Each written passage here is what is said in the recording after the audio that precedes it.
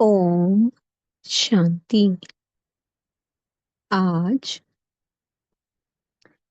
25 जनवरी 2025 के साकार मधुर माह वाक्य हैं मधुबन से। मीठे बाप दादाजी ने कहा, मीठे बच्चे, चुस्त स्टूडेंटपन अच्छे मार्क्स से पास होने का पुरुषार्थ करो। सुस्त स्टूडेंट नहीं बनना। सुस्त वह है जिन्हें सारा दिन मित्र संबंधी याद आते हैं।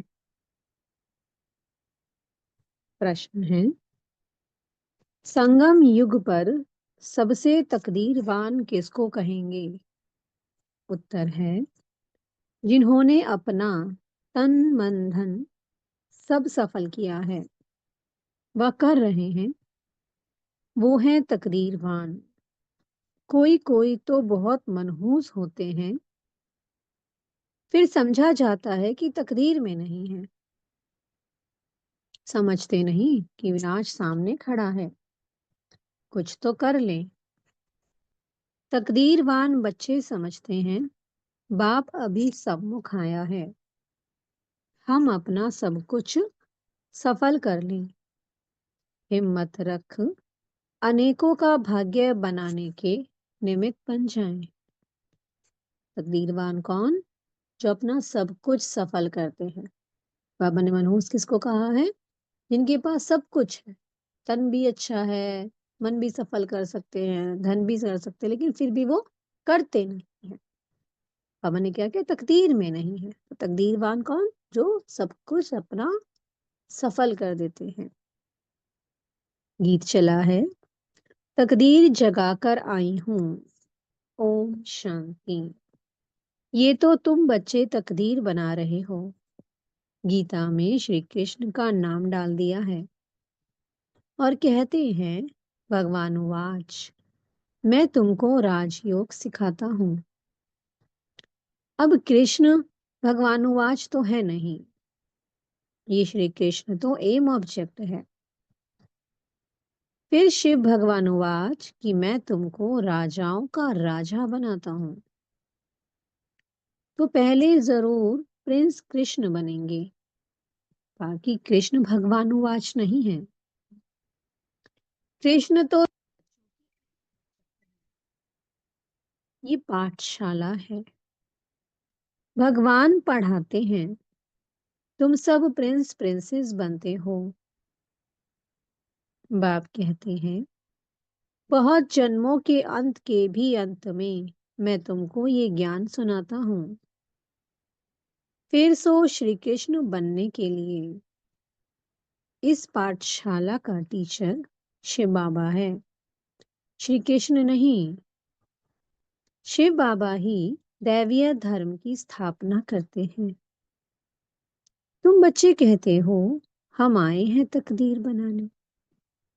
आत्मा जानती है, हम परम पिता परमात्मा से अब तकदीर बनाने आए हैं। ये है प्रिंस प्रिंसेस बनने की तकदीर।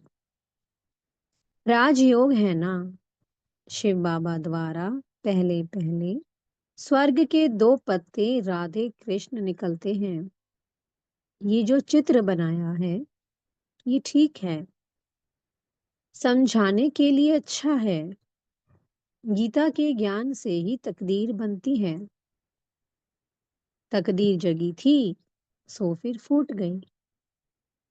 बहुत जन्मों के अंत में तुम एकदम तमो प्रधान बेघर बन गए हो। अब फिर प्रिंस बनना है। तुम क्या थे? प्रिंस थे, महाराजा महारानी थे। अब क्या बन गए? बेघर बन गए। संपूर्ण सतो प्रधान थे और अब कैसे बन गए? तमो प्रधान बन गए। बाबा ने कहा, फिर से सतो प्रधान बनना है, फिर से प्रिंस बनना है।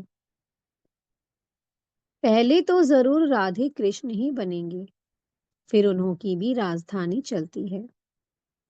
सिर्फ एक तो नहीं होगा ना, स्वयंवर बाद राधे कृष्ण, सो फिर लक्ष्मी नारायण बनते हैं। नर से प्रिंस व नारायण बनना एक ही बात है। तुम बच्चे जानते हो, ये लक्ष्मी नारायण स्वर्ग के मालिक थे।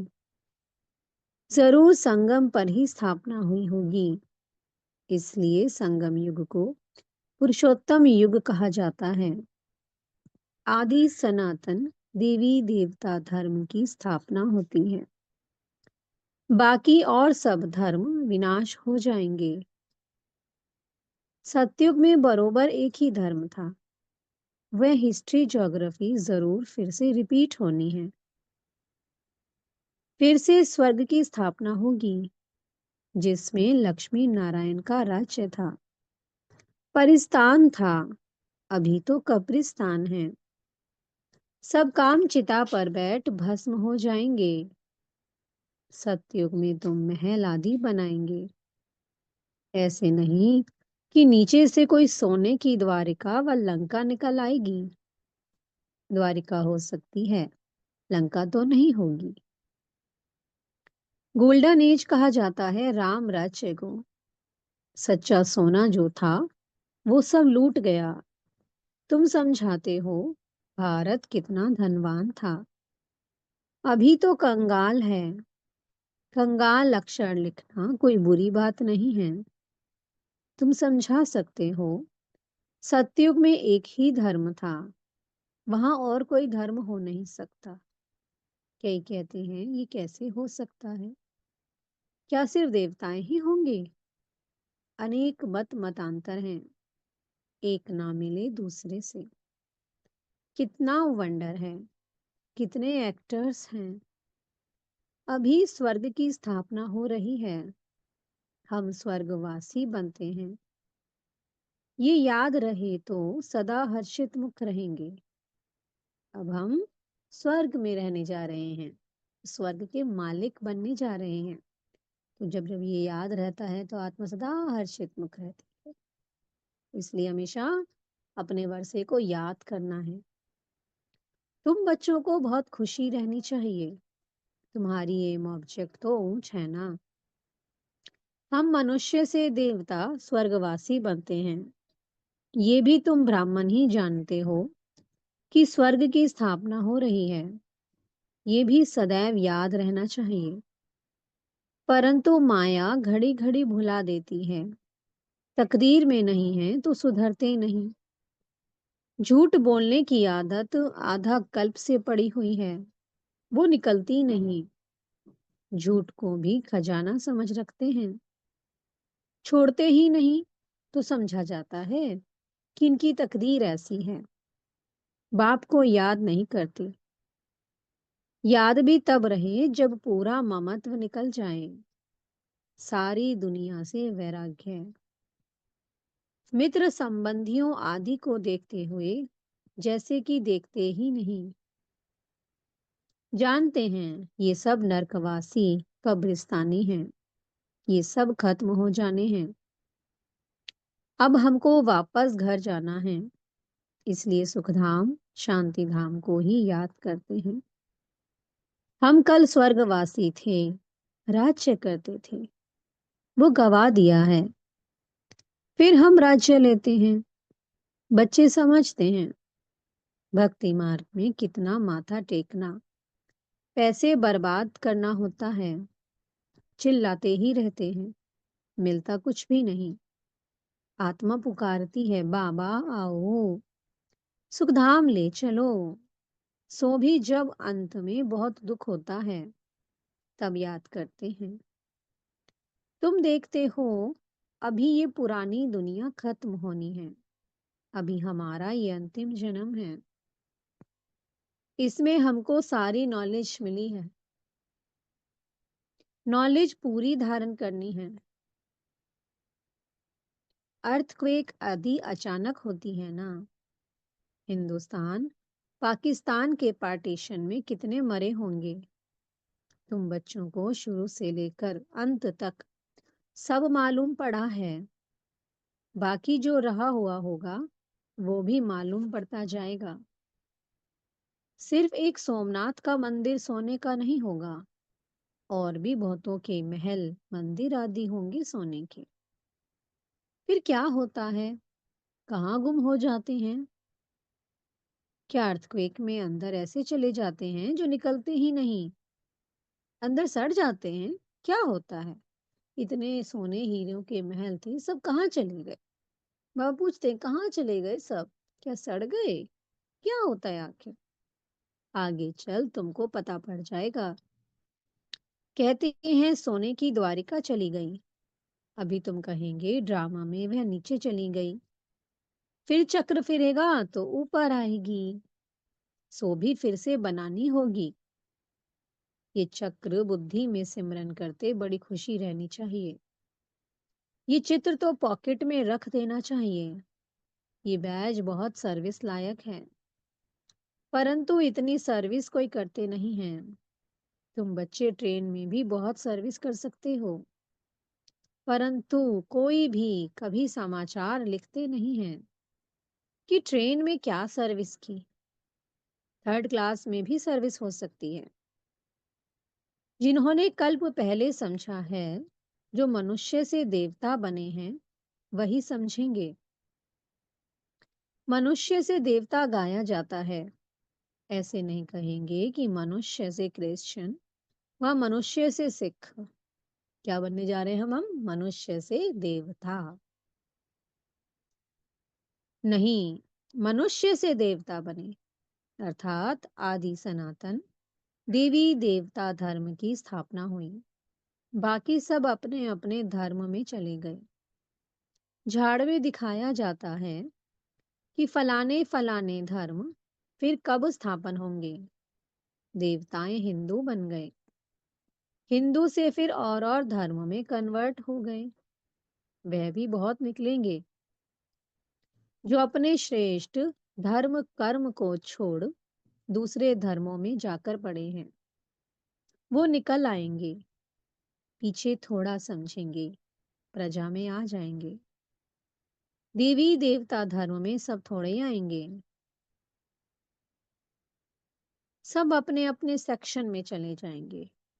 तुम्हारी बुद्धि में ये सब बातें हैं। दुनिया में क्या क्या करते रहते हैं। अनाज के लिए कितना प्रबंध रखते हैं। बड़ी बड़ी मशीनें लगाते हैं। होता कुछ भी नहीं है। सृष्टि को तमो प्रधान बनना ही है। सीढ़ी नीचे उतरनी ही है। ड्रामा में जो नूंद है वह होता रहता है। फिर नई दुनिया की स्थापना होनी ही है। साइंस जो अभी सीख रहे हैं, थोड़े वर्ष में बहुत होशियार हो जाएंगे, जिससे फिर वहां बहुत अच्छी अच्छी चीजें बनेंगी। ये साइंस वहां सुख देने वाली होगी। यहाँ सुख तो थोड़ा है, दुख बहुत है। इस साइंस को निकले कितने वर्ष हुए हैं। आगे तो ये बिजली गैस आदि कुछ नहीं था। अभी तो देखो क्या हो गया है। वहां तो फिर सीखे सिखाए चलेंगे। जल्दी जल्दी काम होता जाएगा। यहाँ भी देखो मकान कैसे बनते हैं। सब कुछ रेडी रहता है। कितनी मंजिल बनाते हैं। वहां ऐसे नहीं होगा। वहां तो सबको अपनी अपनी खेती होती है। टैक्स आदि कुछ नहीं पड़ेगा। वहां तो अथाह धन होता है। जमीन भी ढेर होती है। नदियां तो सब होंगी, बाकी नाले नहीं होंगे, जो बाद में खोदे जाते हैं। बाबा सत्व के बारे में कितनी सुंदर सुंदर रमणीक रमणीक बातें बता रहे हैं। तो हमें कैसे होना है, सदा हर्षित मुख रहना है, खुशी में आना है कि हम कितनी सुंदर दुनिया में जा रहे हैं। बच्चों को अंदर में कितनी खुशी रहनी चाहिए। हमको डबल इंजन मिली हुई है। पहाड़ी पर ट्रेन को डबल इंजन मिलती है। तुम बच्चे भी अंगुली देते हो ना। तुम हो कितने थोड़े, तुम्हारी महिमा भी गाई हुई है। तुम जानते हो हम खुदाई खिदमतगार हैं। श्रीमत पर खिदमत कर रहे हैं। बाबा भी खिदमत करने आए हैं। एक धर्म की स्थापना अनेक धर्मों का विनाश करा देते हैं। थोड़ा आगे चलकर देखेंगे, बहुत हंगामे होंगे। अभी भी डर रहे हैं, कहाँ लड़कर बॉम्ब्स ना चला दें। चिंगारी तो बहुत लगती रहती है। घड़ी घड़ी आपस में लड़ते रहते हैं। बच्चे जानते हैं, पुरानी दुनिया खत्म होनी ही है। फिर हम अपने घर चले जाएंगे। अभी 84 का चक्कर पूरा हुआ है। सब इकट्ठे चले जाएंगे। तुम्हारे में भी थोड़े हैं जिनको घड़ी घड़ी याद रहती है। ड्रामा अनुसार चुस्त और सुस्त दोनों ही प्रकार के स्टूडेंट हैं। चुस्त स्टूडेंट्स अच्छी मार्क्स से पास हो जाते हैं। सुस्त स्टूडेंट जो होगा, उनका तो सारा दिन लड़ना झगड़ना ही होता रहता है। बाप को याद ही नहीं करते। सारा दिन मित्र संबंधी ही बहुत याद आते रहते हैं। यहाँ तो सब कुछ भूल जाना होता है। हम आत्मा हैं। ये शरीर रूपी दुम लटका हुआ है। हम कर्मातीत अवस्था को पालेंगे, फिर ये दुम छूट जाएगा। यही फिक्र है कि कर्मातीत अवस्था हो जाए तो ये शरीर खत्म हो जाए, हम शाम से सुंदर बन जाएं। मेहनत तो करनी है ना। प्रदर्शनी में भी देखो कितनी मेहनत करते हैं। महेंद्र महेंद्र एक कुमार है भोपाल का। महेंद्र ने कितनी हिम्मत दिखाई है। अकेला कितनी मेहनत से प्रदर्शनी आदि करते हैं। मेहनत का फल भी तो मिलेगा ना। एक ने